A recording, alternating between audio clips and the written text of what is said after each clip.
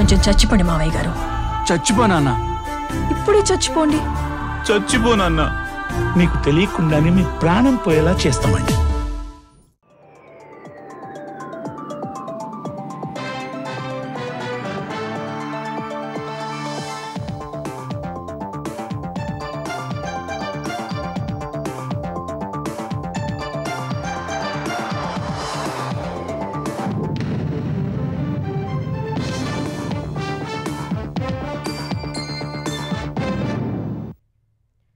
నమస్కారం, ETV news కి స్వాగతం. ముందుగా ముఖ్యాంశాలు. తెలంగాణ పంచాయతీ ఎన్నికలకు వేగంగా ఏర్పాట్లు. నేడు లాటరీ ద్వారా మహిళా రిజర్వేషన్లు ఖరారు. 1-2 రోజుల్లో షెడ్యూల్ వెలువడే అవకాశం.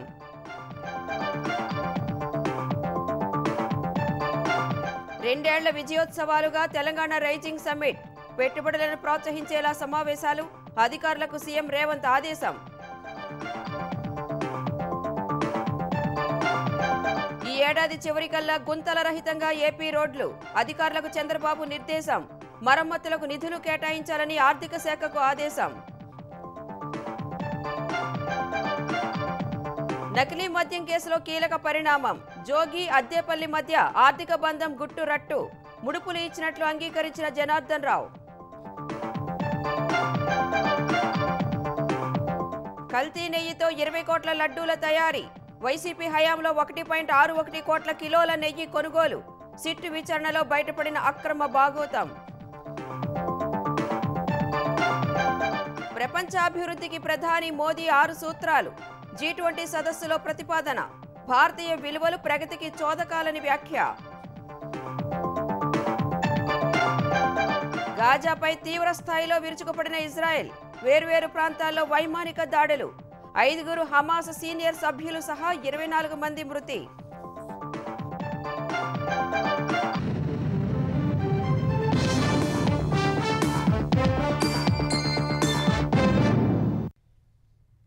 తెలంగాణ పంచాయతీ ఎన్నికల సన్నాహాలు వేగంగా సాగుతున్నాయి. ఇవాళ రాజకీయ పార్టీల సమక్షంలో లాటరీ ద్వారా మహిళా రిజర్వేషన్లను ఖరారు చేయనుండగా ప్రభుత్వం రేపు గెజిట్ నోటిఫికేషన్ ఇవ్వనుంది. పంచాయతీ ఎన్నికల నిర్వహణపై రేపు విచారణ జరగనుండటంతో అందుకు అన్ని ఏర్పాట్లు చేసినట్లు ప్రభుత్వం, రాష్ట్ర ఎన్నికల సంఘం హైకోర్టుకు నివేదించనున్నాయి. ఎస్ఈసీ రేపు లేదా ఎల్లుండి ఎన్నికల షెడ్యూల్ ప్రకటించే అవకాశం ఉంది. తెలంగాణలో గ్రామ పంచాయతీ ఎన్నికల నిర్వహణకు ఏర్పాట్లు వేగంగా సాగుతున్నాయి. సర్పంచులు, వార్డు సభ్యుల రిజర్వేషన్ల ప్రక్రియ ఇవాళ పూర్తి కానుంది. ప్రభుత్వ ఆదేశాల మేరకు సర్పంచ్, వార్డు సభ్యుల ఎస్సీ, ఎస్టీ, బీసీ రిజర్వేషన్లను నిన్న రొటేషన్ పద్ధతిలో ఖరారు చేశారు. 2019 ఎన్నికల్లో మహిళకు రిజర్వ్ చేసిన స్థానాన్ని ఈసారి వారికి కేటాయించరు. వార్డు సభ్యులకు ఎంపీడీఓలు, సర్పంచ్ పదవులకు ఆర్డీఓలు రిజర్వేషన్ల ఖరారు చేశారు. వార్డు సభ్యుల స్థానాలకు కుల గణన డేటా ఆధారంగా రిజర్వేషన్లు ప్రకటించారు. సర్పంచ్ స్థానాలకు గాను ఎస్సీ, ఎస్టీలకు 2011 జనాభా లెక్కలను, బీసీలకు కులగణన డేటాను పరిగణలోకి తీసుకున్నారు. ముందుగా ఎస్టీలకు, తర్వాత ఎస్సీలకు కేటాయించి అనంతరం బీసీలకు రిజర్వ్ చేశారు. ఎస్సీ, ఎస్టీ, బీసీ రిజర్వేషన్లన్నీ కలిపి 50% పెంచకుండా కసరత్తు చేశారు. ఇవాళ మహిళా రిజర్వేషన్ల ప్రక్రియ పూర్తి కానుంది. రాజకీయ పార్టీల ప్రతినిధుల సమక్షంలో లాటరీ ద్వారా రిజర్వేషన్లను ఖరారు చేయనున్నారు. పంచాయతీరాజ్ డైరెక్టర్ కార్యాలయానికి రిజర్వేషన్ల వివరాలను జిల్లా అధికారులు పంపించనుండగా రేపు మధ్యాహ్నం వరకు పంచాయతీరాజ్ శాఖ గెజిట్ నోటిఫికేషన్ విడుదల చేయనుంది. రిజర్వేషన్ల వివరాలతో పాటు పంచాయతీ ఎన్నికలకు సంసిద్ధత వ్యక్తం చేస్తూ రాష్ట్ర ప్రభుత్వం ఎన్నికల సంఘానికి నివేదిక ఇవ్వనుంది. మరోవైపు పంచాయతీ ఎన్నికలు నిర్వహించాలని దాఖలైన పిటిషన్పై రేపు హైకోర్టులో విచారణ జరగనుంది. ప్రభుత్వ వైఖరి తెలపాలని గత వాయిదాలో హైకోర్టు ఆదేశించింది. పంచాయతీ ఎన్నికలకు సిద్ధమని, అందుకు అన్ని ఏర్పాట్లు చేసినట్లు ప్రభుత్వం, రాష్ట్ర ఎన్నికల సంఘం నివేదించనున్నాయి. విచారణ ముగించాలని కోరనున్నాయి. తెలంగాణ రాష్ట్ర ఎన్నికల సంఘం రేపు లేదా ఎల్లుండి పంచాయతీ ఎన్నికల షెడ్యూలును విడుదల చేసే అవకాశం ఉంది. 12,733 పంచాయతీలు, 1,12,288 వార్డుల్లో ఎన్నికలు జరగనున్నాయి. ఓటరు జాబితాలో పొరపాట్ల సవరణ నేటితో ముగియనుంది. డిసెంబర్ 17 నాటికి 3 విడతల్లో పంచాయతీ ఎన్నికలు పూర్తి చేసేలా ప్రణాళిక సిద్ధం చేసిన ఎస్ఈసీ మధ్యాహ్నం వరకు పోలింగ్ జరిపి అదే రోజు ఫలితాలు ప్రకటించనుంది. ఎన్నికల కోడ్ అమలు, బందోబస్తుకు సిద్ధమని పోలీస్ శాఖ ప్రభుత్వానికి, ఎస్ఈసీకి వివరించింది. తెలంగాణ రైజింగ్ గ్లోబల్ సమ్మిట్ను అంతర్జాతీయ స్థాయిలో నిర్వహించాలని ముఖ్యమంత్రి రేవంత్ రెడ్డి అధికారులను ఆదేశించారు. 2 రోజుల పాటు జరిపే వేడుకలను 2 ఏళ్ల విజయోత్సవాలుగా జరపాలని సూచించారు. రాష్ట్ర పారిశ్రామిక విధానంతో పాటు పెట్టుబడులకు ఇస్తున్న ప్రాధాన్యతను చాటేలా రౌండ్ టేబుల్ సమావేశాలు నిర్వహించాలన్నారు. ఈ నెల 25 నుంచి తెలంగాణ రైజింగ్ డాక్యుమెంటుపై ముఖ్యమంత్రి వరుసగా సమీక్షలు నిర్వహించనున్నారు.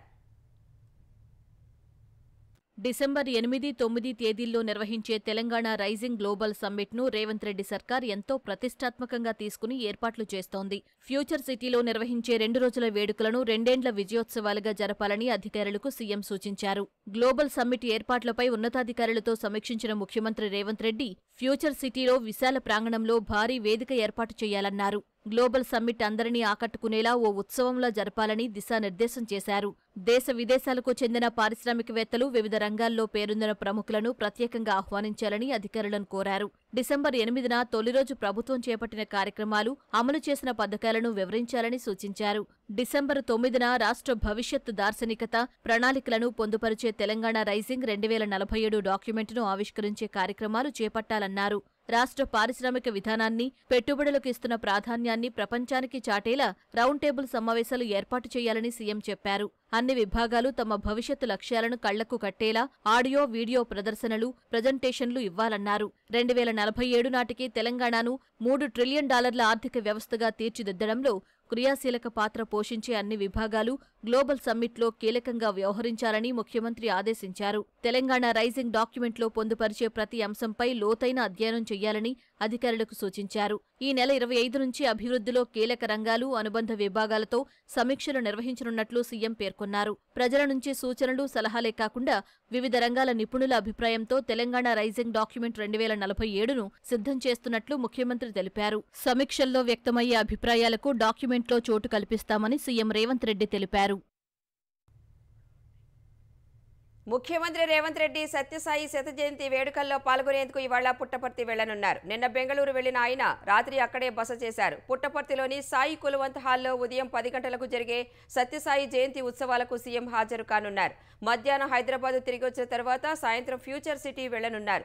డిసెంబర్ 8, 9 తేదీల్లో జరగనున్న తెలంగాణ రైజింగ్ సమ్మిట్ ఏర్పాట్లను రేవంత్ రెడ్డి పరిశీలించనున్నారు. ఆంధ్రప్రదేశ్లో డిసెంబర్ చివరి నాటికి రహదారులన్నింటినీ గుంతల రహితంగా తీర్చిదిద్దాలని ముఖ్యమంత్రి చంద్రబాబు అధికారులను ఆదేశించారు. రోడ్ల అభివృద్ధి, మరమ్మతు పనులను ప్రత్యక్షంగా తనిఖీ చేయాలన్నారు. రహదారుల మరమ్మతు పనుల్లో నాణ్యత విషయంలో రాజీ పడొద్దన్నారు. ఇప్పటికీ పనులు ప్రారంభించని కాంట్రాక్టర్లపై తగిన చర్యలు చేపట్టాలని చంద్రబాబు ఆదేశించారు.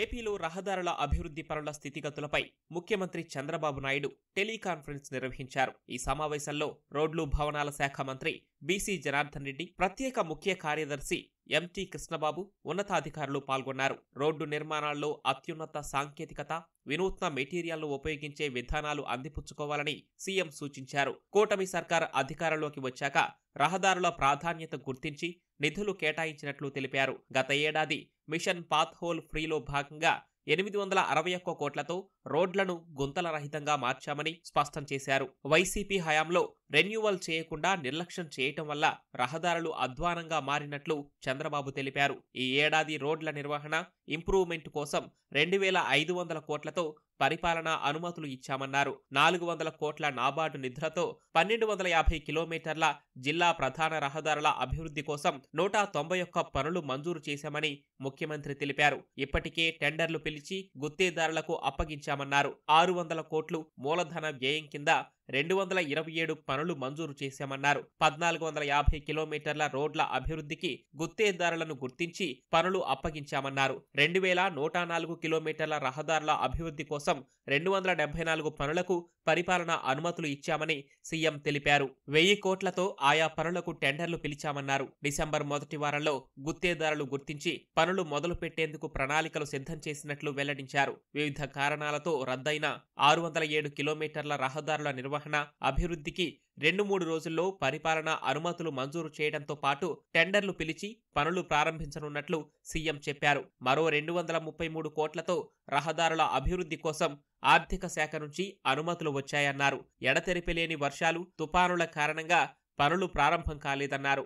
వచ్చే వారంలో ప్రారంభించి డిసెంబర్ నెలాఖరుకు రాష్ట్రంలో రహదారుల అభివృద్ధి, మరమ్మత్తు పనులు పూర్తి చేయాలని ఆదేశించారు. 9101 కిలోమీటర్లు అత్యవసర మరమ్మతుల కోసం 500 కోట్లతో ఆర్థిక శాఖకు ప్రతిపాదనలు సమర్పించామని సీఎం తెలిపారు. మొంతా వల్ల దెబ్బతిన్న 4794 కిలోమీటర్లను మరమ్మత్తు చేయడం కోసం వినియోగించాలని నిర్దేశించారు. గత ప్రభుత్వ హయాంలో గుత్తేదారులు చేసిన పనులకు సంబంధించి 4000 కోట్ల బిల్లులు పెండింగ్లో ఉన్నాయని తెలిపారు. సుమారు 1900 కోట్ల బిల్లులు చెల్లించామని వెల్లడించారు. ప్రతి నెల గుత్తేదారుల పెండింగ్ బిల్లులు చెల్లించేందుకు వీలుగా ఆర్థిక శాఖ అనుమతితో ప్రణాళిక సిద్ధం చేశామని సీఎం తెలిపారు.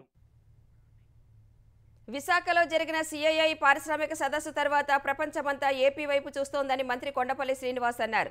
రాష్ట్రం అన్ని రంగాల్లో అభివృద్ధి చెందుతుంటే వైసీపీ నేతలు ఇష్టానుసారం మాట్లాడుతున్నారని మండిపడ్డారు. విశాఖ ఉక్కు పరిశ్రమ గురించి జరుగుతున్న దుష్ప్రచారాన్ని మంత్రి ఖండించారు. 5 ఏళ్ల వైసీపీ పాలనలో విశాఖ ఉక్కు పరిశ్రమను కాపాడేందుకు ఏం చేశారో చెప్పాలని నిలదీశారు. కూటమి ప్రభుత్వం అధికారంలోకి వచ్చిన వెంటనే కేంద్రం నుంచి 11,440 కోట్లు తీసుకొచ్చిన విషయాన్ని మంత్రి శ్రీనివాస్ గుర్తు చేశారు. క్యాపిటల్ ఇన్ఫ్యూజ్మెంట్ కింద 10,300 కోట్లు, వర్కింగ్ క్యాపిటల్ కింద 1,140 కోట్లు శాంక్షన్ చేయించి తీసుకొచ్చారు. కేంద్ర మంత్రి గారు ఆయన చెప్పడం జరిగింది ప్రైవేటైజేషన్ అనే ఆలోచన లేదని. కేంద్ర ప్రభుత్వం రాష్ట్ర ప్రభుత్వం చెప్పినా సరే ఇంకా ప్రజలను తప్పుద్రోవ పెట్టి లేనిపోని అపోహలు క్రియేట్ చేస్తున్నారు. గత 5 సంవత్సరాల్లో మరి అదే స్టీల్ ప్లాంట్ ఇబ్బందుల్లో ఉంటే మీరేం చేశారు? జనసేన కమిటీలో మార్పులు చేర్పుల ప్రక్రియ మొదలైంది. కమిటీల నిర్మాణం కూర్పుపై పార్టీ అధ్యక్షుడు ఉప ముఖ్యమంత్రి పవన్ కళ్యాణ్ దిశానిర్దేశం చేశారు. పార్టీ కార్యక్రమాల నిర్వహణ, కార్యకర్తల మనోభావాలను పరిగణలోకి తీసుకోవాలన్నారు. జిల్లాల్లో పార్టీ బలోపేతంపై చర్చించారు. ఉమ్మడి నెల్లూరు జిల్లా, ప్రకాశం, గుంటూరు, కృష్ణా, విజయనగరం, శ్రీకాకుళం జిల్లాల్లో శ్రేణులు బలంగా ఉన్నాయని, అక్కడ నాయకత్వాన్ని మరింత పటిష్టం చేయాలని పవన్ కళ్యాణ్ సూచించారు. పవన్ ఆదేశాల మేరకు పార్టీ కేంద్ర కార్యాలయ బృందం వివిధ నియోజకవర్గాల నుంచి పార్టీ శ్రేణులు, వీర మహిళలతో చర్చిస్తోంది. ఉగ్రవాదులు, మాదక ద్రవ్యాలకు మధ్య ఉన్న సంబంధాలకు అడ్డుకట్ట వేద్దామని ప్రధాని నరేంద్ర మోదీ G20 సదస్సులో పిలుపునిచ్చారు. ఈ మేరకు కూటమి దేశాలు ఒక వ్యవస్థను ఏర్పాటు చేసుకోవాలని ప్రతిపాదించారు.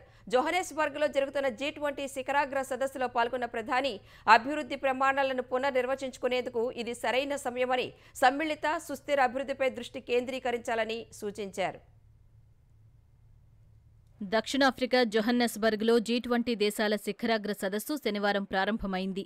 ఈ సదస్సులో పాల్గొన్న ప్రధాని నరేంద్ర మోదీ సమ్మిళిత, సుస్థిర ఆర్థికాభివృద్ధి అనే అంశంపై ప్రసంగించారు. ప్రపంచాభివృద్ధే లక్ష్యంగా 6 కొత్త ప్రతిపాదనలు చేశారు. ప్రపంచవ్యాప్త సంప్రదాయ విజ్ఞాన నిధి ఏర్పాటు, global health care response team, ఉగ్రవాదులు, డ్రగ్స్ సంబంధాలకు అడ్డుకట్ట వేయడం వంటివి అందులో ఉన్నాయి. ఉగ్రవాదులు, మాదక ద్రవ్యాల మధ్య సంబంధాలకు అడ్డుకట్ట వేద్దామని మోదీ పిలుపునిచ్చారు. ఇందుకోసం కూటమి దేశాలు ఒక వ్యవస్థను ఏర్పాటు చేసుకోవాలని ప్రతిపాదించారు.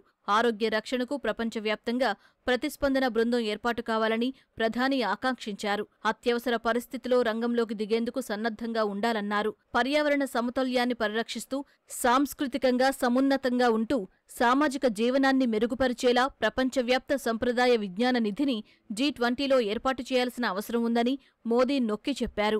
భారతీయ నాగరికత విలువలు, ముఖ్యంగా సమగ్ర మానవత్వ సూత్రాలు దారి చూపిస్తాయని చెప్పారు. పునర్వినియోగం, శుద్ధ ఇంధనం, సుస్థిరతకు భారత్ కట్టుబడి ఉందని ప్రధాని స్పష్టం చేశారు. G20 open satellite data partnership ఏర్పాటు చేసి అంతరిక్ష సంస్థల మధ్య సహకారాన్ని అందిపుచ్చుకోవాలని ప్రతిపాదించారు. తద్వారా దక్షిణార్ధగోళ దేశాలకు ఉపగ్రహ సేవలు మరింత అందుబాటులోకొస్తాయని మోదీ అభిప్రాయపడ్డారు. G20 శిఖరాగ్ర సదస్సు ఓ ఉమ్మడి ప్రకటనను ఆమోదించింది. అమెరికా అడ్డుకోవాలని ప్రయత్నించిన G20 దేశాల నేతలు తీర్మానాన్ని ఏకగ్రీవంగా ఆమోదించుకున్నారు.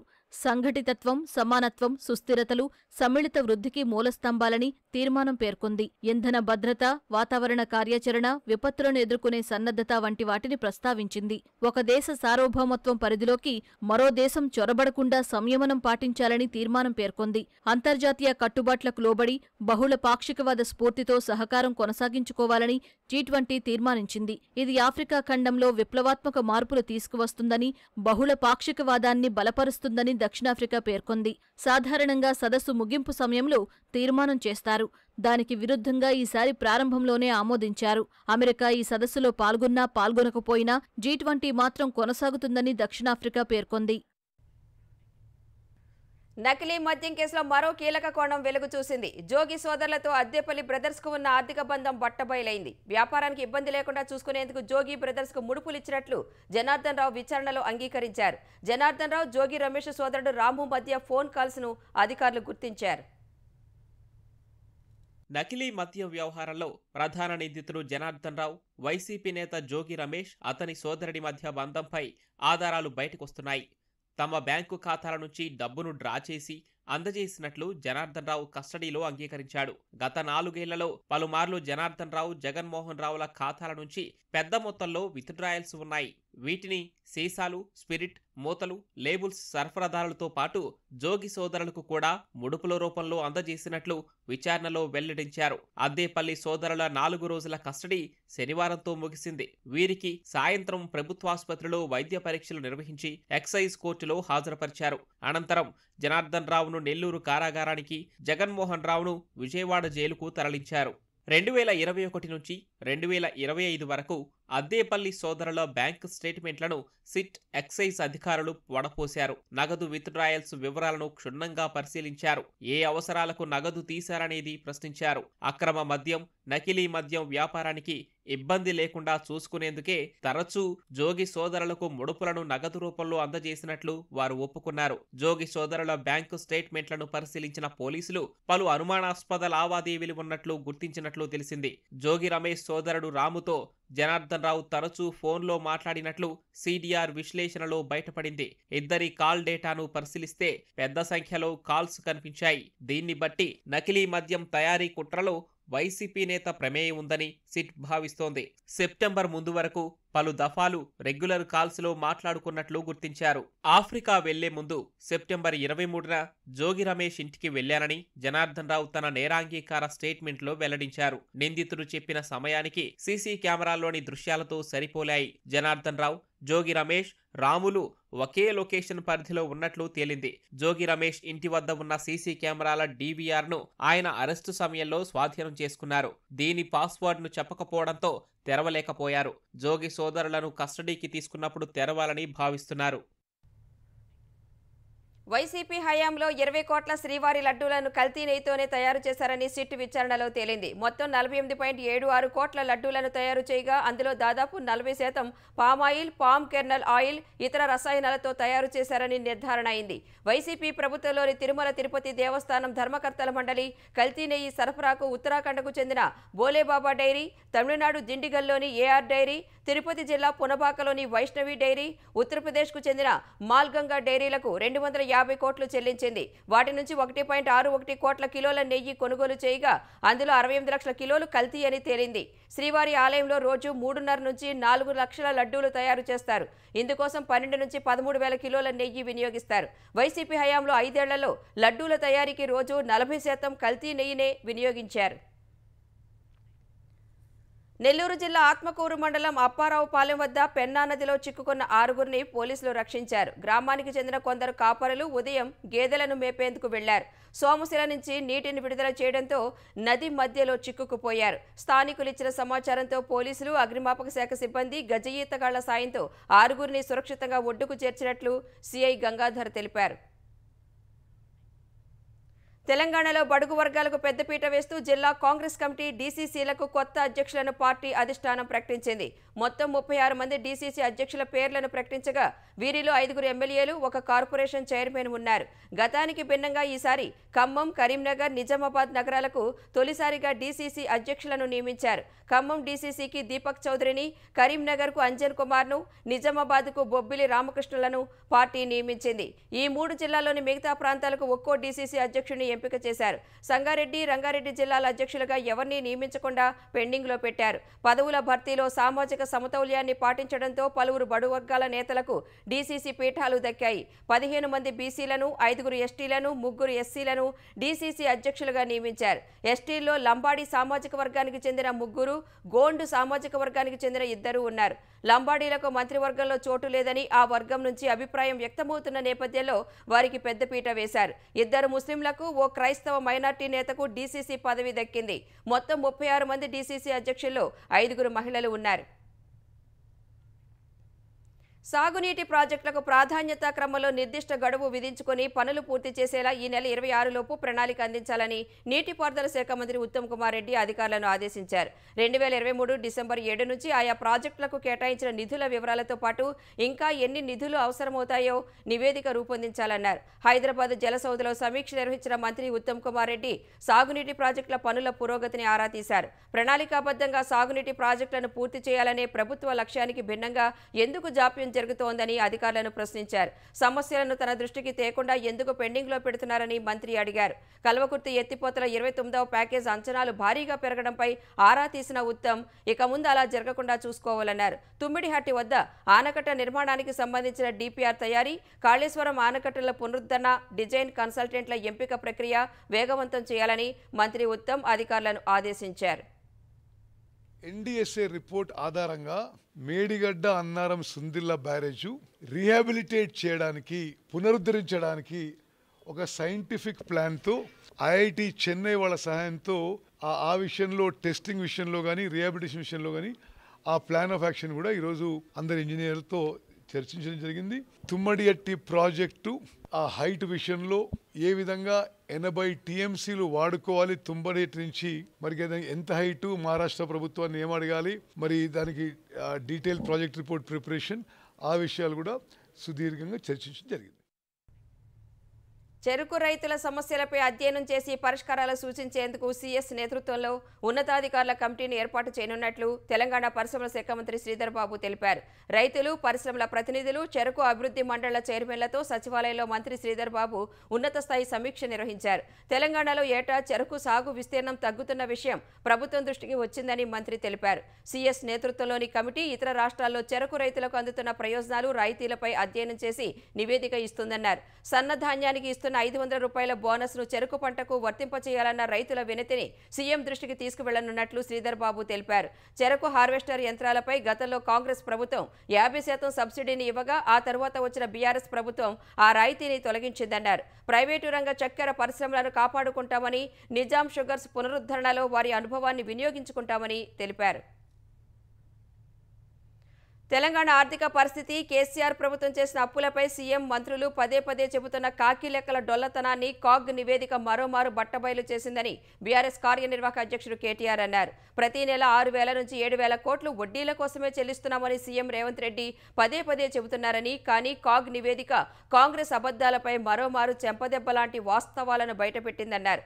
గత ప్రభుత్వం తీసుకొచ్చిన ప్రతి పైసా ద్వారా ఆస్తులను సృష్టిస్తే ఈ ప్రభుత్వం మాత్రం అప్పుల సునామీని సృష్టించి తెలంగాణను ఆర్థిక సంక్షోభం వైపు నడిపిస్తోందని కేటీఆర్ ఆరోపించారు. ప్రపంచ ప్రఖ్యాత రామోజీ ఫిలిం సిటీ సమీపంలోని రమాదేవి పబ్లిక్ స్కూల్ వార్షికోత్సవం ఉత్సాహంగా సాగింది. ఈ కార్యక్రమానికి Rachakonda CP Sudheer Babu, Ramadevi trust trustee రావి చంద్రశేఖర్, రామోజీరావు మనవడు, రమాదేవి పబ్లిక్ స్కూల్ పూర్వ విద్యార్థి సిహెచ్ పూర్ణ సుజయ్ హాజరయ్యారు. తొలుత రామోజీ గ్రూప్ సంస్థల చైర్మన్ రామోజీరావు చిత్రపటానికి పూలమాల వేసి నివాళులర్పించారు. ఆ తర్వాత అత్యుత్తమ ప్రతిభ కనబర్చిన విద్యార్థులకు ఈనాడు రామోజీ మోడల్ ఆఫ్ ఎక్సలెన్స్ అవార్డులు అందజేశారు. పలువురు విద్యార్థులకు జ్ఞాపికలు, ప్రశంసాపత్రాలు అందజేశారు. ఉడాన్ కల్చరల్ ఫెస్ట్ పేరిట నిర్వహించిన సాంస్కృతిక కార్యక్రమాలు వీక్షలను మంత్రముగ్ధుల్ని చేశాయి. విద్యార్థులు నైతిక విలువలు పెంపొందించుకోవాలని, సమాజంలో ఏదైనా తప్పు జరిగితే ప్రశ్నించే తత్వం ఉండాలని రాచకొండ సిపి సుధీర్ బాబు అన్నారు. ఈ కార్యక్రమంలో పాల్గొనడం వల్ల తన పాత జ్ఞాపకాలు గుర్తుకొచ్చాయని పూర్ణ సుజయ్ తెలిపారు. This invitation today has truly taken me back, has refreshed my childhood memories, the smiles on their faces, the energy while acknowledging their excellence brought a smile to my face too. All of you have reminded me about the ultimate secret to achieving absolutely everything you want. You want to know what it is? Just give, and keep giving. But at the end of the day, all the proof of concept that you need is your own experience. Be a good listener, be open. గాజాలో శాంతి ఒప్పందాన్ని ఉల్లంఘిస్తూ Hamas స్థావరాలే లక్ష్యంగా Israel భీకర దాడులు చేసింది. ఈ దాడుల్లో 5 senior Hamas సభ్యులు మరణించినట్లు Netanyahu కార్యాలయం ప్రకటించింది. అయితే ఇజ్రాయెల్ సైన్యం జరిపిన దాడుల్లో 24 మంది పాలస్తీనా పౌరులు మరణించగా మరో 54 మంది గాయపడినట్లు గాజా ఆరోగ్య శాఖ తెలిపింది. గాజాలోని రిమల్ పరిసర ప్రాంతాల్లోని ఓ వాహనంపై ఇజ్రాయెల్ సైన్యం వైమానిక దాడి జరిపినట్లు వెల్లడించింది. ఈ ఘటనలో 11 మంది పౌరులు చనిపోగా 20 మంది పౌరులు గాయపడ్డారు. సెంట్రల్ గాజాలోని అల్ ఔదా ఆసుపత్రిపై జరిగిన మరో దాడిలో 3 మృతి చెందగా 11 మంది గాయపడ్డారు. నుసైరత్ శరణార్థి శిబిరంపై ఇజ్రాయెల్ చేసిన ఇంకో దాడిలో 7 ప్రాణాలు కోల్పోగా 16 మంది గాయపడ్డారు. డీర్ అల్ బలాహ్లో జరిపిన దాడిలో ఓ మహిళ సహా మొత్తం 3 చనిపోయినట్లు గాజా ఆరోగ్య శాఖ వెల్లడించింది. అటు ఈ దాడులపై స్పందించిన ఇజ్రాయెల్ హమాసే తొలుత శాంతి ఒప్పందాన్ని ఉల్లంఘించినట్లు ఆరోపించింది. దక్షిణ గాజాలోని తమ ఆధీనంలోని ప్రాంతంపై సాయుధ ఉగ్రవాదులు ప్రవేశించి తమ సైనికులపై కాల్పులు జరిపినట్లు ఇజ్రాయెల్ తెలిపింది. ఆ తర్వాతే హమాస్పై దాడులు చేశామని వెల్లడించింది. ఈ దాడుల్లో 5 హమాస్ సభ్యులను హతమార్చినట్లు చెప్పింది. శబరిమల అయ్యప్ప క్షేత్రానికి భారీగా భక్తులు తరలివస్తున్నారు. ఈ సీజన్ తొలి వారంలో 5,75,000 మంది భక్తులు స్వామివారిని దర్శించుకున్నట్లు ఆలయ అధికారులు ప్రకటించారు. శనివారం ఒక్కరోజే రాత్రి 7 గంటల వరకు 72,000కు పైగా సన్నిధానానికి చేరుకున్నట్లు చెప్పారు. ఆలయానికి భక్తజన ప్రవాహం కొనసాగుతోందన్నారు. అడపాదడపా వర్షం కురుస్తున్నప్పటికీ తీర్థయాత్రపై ఎలాంటి ప్రభావం లేదని అధికారులు తెలిపారు. సజావుగా స్వామి దర్శనాలు సాగేలా అన్ని ఏర్పాట్లు చేశామన్నారు. కేరళ దేవాదాయ శాఖ మంత్రి బిఎన్ వాసవన్ ట్రావెన్కోర్ దేవస్థానం బోర్డు అధికారులతో సమావేశమై రద్దీ నిర్వహణ ఏర్పాట్లను సమీక్షించారు.